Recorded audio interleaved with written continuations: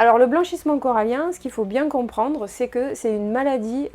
du corail, en fait c'est une réponse à un stress, et notamment c'est une réponse à l'augmentation anormale de la température. À Moorea, on sait qu'on va avoir des épisodes de blanchissement quand la température elle atteint 29,7 degrés à peu près, c'est vraiment un seuil thermique. Et donc vous allez passer d'une colonie en bonne santé, vous voyez là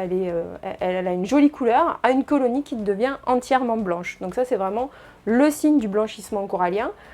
Les algues qui étaient dans les tissus du corail sont parties, et donc là ce qui se passe c'est que la colonie elle est affamée, elle n'a plus d'apport énergétique, et donc elle peut rester comme ça quelques jours, quelques semaines, hein. C'est comme nous, on peut rester quelques jours sans manger, on ne va pas mourir. Par contre si le stress perdure, et bien du coup la colonie elle va mourir, et là vous voyez elle se fait coloniser par ce qu'on appelle un petit peu du gazon algal, donc ça c'est comme des petites algues qui viennent se mettre sur le squelette qui est complètement mort, et il n'y a plus de partie vivante sur le squelette. Donc nous, on arrive assez bien à documenter les épisodes de blanchissement sur Moorea et Tahiti,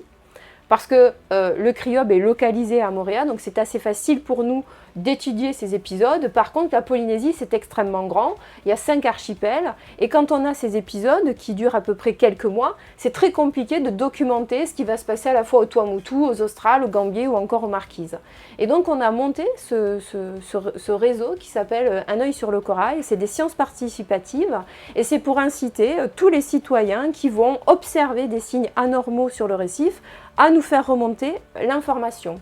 Et donc là par exemple vous voyez en 2017, c'est une image qu'on a récupérée des Australes, les gens nous ont montré en fait qu'ils observaient des colonies blanchies, et ça ils ne l'avaient pas observé depuis des années, c'était vraiment quelque chose d'anormal, et donc ça nous a permis de savoir qu'en 2017, alors que nous ici à Moorea, on croyait que tout allait bien, eh bien non, dans les Australes, il y avait un gros épisode de blanchissement qui se passait.